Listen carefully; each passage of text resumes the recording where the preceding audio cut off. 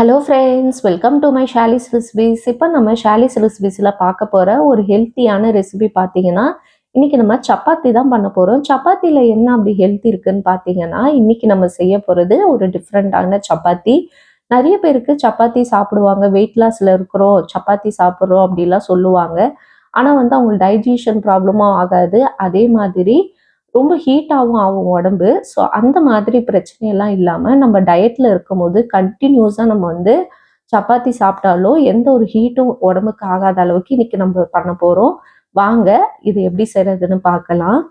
First ஒரு pan எடுத்துக்கோங்க. இதில் ஒரு 2 டீஸ்பூன் அளவுக்கு எண்ணெய் சேர்த்துக்கலாம். எண்ணெய் அதிகம் வேண்டாம், ஒரு 2 டீஸ்பூன் போதும். இதில் வந்து 1 கப் அளவுக்கு வாழைத்தண்டு எடுத்துக்கலாம். இதை வந்து நல்லா வந்து அந்த நாரெல்லாம் எடுத்துட்டு எவ்வளோ பொடியாக கட் பண்ண முடியுமோ கட் பண்ணிவிட்டு நம்ம வந்து வதக்கிக்க வேண்டியதான். இது வதங்கும் போதே என்ன பண்ணுங்க, ஒரு 1/4 டீஸ்பூன் மஞ்சள் தூளும் தேவையான அளவுக்கு உப்பும் போட்டு கொஞ்சம் சாஃப்டாக வதங்கினா போதும். இது வந்து நம்ம வதக்கி தான் செய்யணும்னு அவசியம் கிடையாது, அப்படியே பண்ணலாம். பட் ஆனால் அந்த நார்லாம் நம்மளுக்கு மாட்டோன்றதால நம்ம இந்த மாதிரி கொஞ்சம் சாஃப்டாக குக் பண்ணிக்கிறோம். இப்போ இதுலேயே வந்து இஞ்சி பூண்டு பேஸ்ட் 1 டீஸ்பூன் போட்டு அதோடைய பச்சை வாசனை போகிற வரைக்கும் நல்லா வதக்கிட்டு, இது வந்து நல்லா சூடு ஆறின பிறகு ஒரு ஃபைன் பேஸ்ட்டாக அரைச்சி வச்சுக்கோங்க.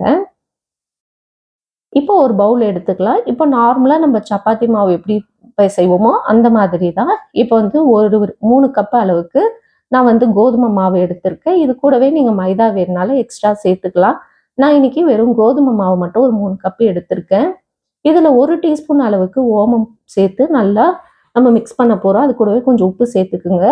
ஓமம் வந்து கையில இந்த மாதிரி போட்டு நல்லா க்ரஷ் பண்ணிட்டு சேர்த்துக்குங்க. அவ்வளோதான். இது ஒரு ஸ்பூன் வச்சு லைட்டாக மிக்ஸ் பண்ணி விட்டுட்டு, இப்போ நம்ம ஏற்கனவே அரைச்சி வச்சிருக்கோம்ல வாழைத்தண்டு பேஸ்ட்டு, அதையும் இதில் ஆட் பண்ணிக்கலாம். ஆட் பண்ணிட்டு, தண்ணிக்கு பதில் ஃபஸ்ட்டு இதை போட்டு நல்லா பிசைய வேண்டியதான். அதுக்கப்புறமா தேவைப்படுற அளவுக்கு தண்ணி சேர்த்து சப்பாத்தி மாவு பதத்துக்கு பிசைஞ்சுக்குங்க. நான் வந்து இந்த மாதிரி ஒரு பிளெண்டர் யூஸ் பண்ணி சப்பாத்தி மாவு பிசைஞ்சிக்கிறேன். நீங்கள் நார்மலாக கையில் ஆஸ் யூஷுவல் எப்படி பிசைவீங்களோ அந்த மாதிரி பிசைஞ்சிட்டு, இது மேலே கொஞ்சமாக ஆயில் அப்ளை பண்ணிவிட்டு, ஒரு டைம் இருந்தால் ஒரு 1/2 அன் அப்படியே வைக்கலாம். இல்லைன்னா உடனே இந்த மாதிரி சின்ன சின்ன பால்ஸாக போட்டு நார்மலாக சப்பாத்தி திரட்டிட்டு இதை நம்ம சுட்டு எடுக்க வேண்டியதான் தவால போட்டு. ரொம்ப அருமையான ஹெல்த்தியான ஒரு ரெசிபி. இந்த டைஜஷன் ப்ராப்ளம் இருக்கிறவங்களாம் இந்த மாதிரி சப்பாத்தி செஞ்சு சாப்பிட்டு பாருங்க. உங்களுக்கு மோஷன் ப்ராப்ளம்லாம் இருக்காது, ஃப்ரீயாக வரும். கண்டிப்பாக ட்ரை பண்ணி பாருங்க. ரொம்ப ஹெல்த்தியானதும் கூட. நம்மளுக்கு வந்து வாழைத்தண்டு தனியாக சாப்பிடணுன்னா நிறைய பேர் சாப்பிட மாட்டோம்.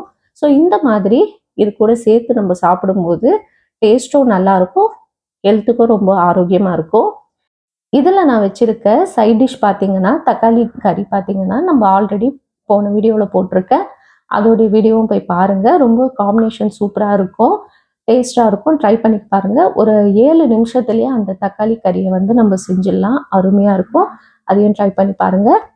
இந்த மாதிரி சிம்பிளான ரெசிபிஸும் ஹெல்த்தியான ரெசிபிஸும் பார்க்குறதுக்கு மறக்காமல் நம்ம சேனலை சப்ஸ்கிரைப் பண்ணி வச்சுக்கோங்க.